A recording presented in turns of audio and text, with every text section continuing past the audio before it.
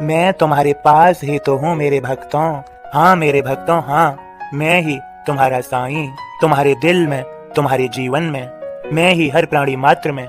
जो मेरा दर्शन पाते हैं उन्हें मेरे दर्शन हो ही जाते हैं। जो केवल एक ही रूप में मेरा दर्शन करते हैं वे मुझे पूर्ण रूप से नहीं जानते। मेरे तो अनेकों नाम, अनेकों स्वरूप हैं। मैं तुम्हें हर पल देखता हूँ, तुम्हारे बारे में सब कुछ जानता भी हूँ। मैं तुम्हारी मदद के लिए किसी न किसी रूप में आता रहूंगा। मुझे पहचानो, ये समूचा ब्रह्मांड मैंने ही व्याप्त किया है और ये मेरे ही उदर में समाया हुआ है और मैं ही इसमें विचरण कर रहा हूँ, इसे संचालित कर रहा हूँ। मेरी मर्जी के बगैर पेड़ का एक पत्ता भी नहीं हिल सकता। तो तुम फिक्र क्यों करते हो? मेरे आश्रित रहो, मैं सब संभाल लूंगा। तुम फिक्र में, चिंताओं में अपना सारा जीवन व्यर्थ न करो। सदा याद रहे मैंने कहा था, कभी खाली मत बैठो, प्रभु का नाम स्मरण करो, धार्मिक पुस्तकें पढ़ो और कार्यों को पूर्ण करो। याद रहे अपनी जिम्मेदारियों को पूर्णतः निभाओ। मेरे बच्चों ध्यान रहे, मैं तुम्हें समझाना चाहता हूँ, लालच और ब्रह्म दोनों अलग अलग छोर हैं, वे एक दूसरे के विरोधक हैं। लालची व्यक्ति को ब्रह्म की प्राप्ति नहीं हो सकती। लालच का परित्याग करो, सदैव जीवन में लाओ। अपनी इंद्रियों को बस में रखोगे तो कोई गलत कार्य नहीं होगा। इसे अपने जीवन में संभालो और हाँ, अपने जीवन को सुखमय बना लो। क्या तुम्हें मेरे दर्शन होने से परमानंद नहीं मिलता?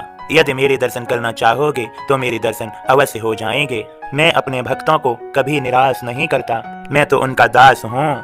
उनकी इच्छा की पूर्ति करना मेरा कर्तव्य है। मैं सदा अपने भक्तों की इच्छाएं पूर्ण करता रहूंगा। लेकिन याद रहे, तुम अपने बारे में नहीं जानते, क्या सही क्या गलत मैं जानता हूँ। और जो तुम्हारे लिए तुम्हारे जीवन को सुंदर बनाने वाला होगा मैं वह करता रहूंगा। मेरी आज्ञा मानने वाले मेरे भक्त, मेरी आज्ञा का पालन करने वाले मेरे भक्त सदा मुझ में एक होते रहेंगे और उनका उद्धार होता रहेगा। मेरे सभी भक्तों, अब मेरे बोध को सुनो और समझो। ओम साईं राम। बाबा का बोध इस प्रकार है, साईं कृपा से पूर्व जन्म के कर्म कट जाते हैं।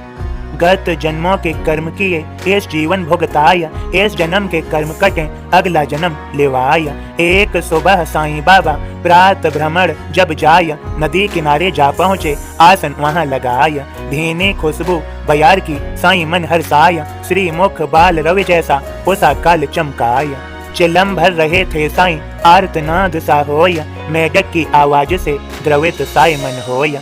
एक भगत आकर वहाँ बैठा बाबा पास, भोजन कराऊं साधु को रखे मन में आस। मेढक की आवाज सुन करने लगा सवाल, आर्तनाद दादुर करे है क्या वहाँ बवाल।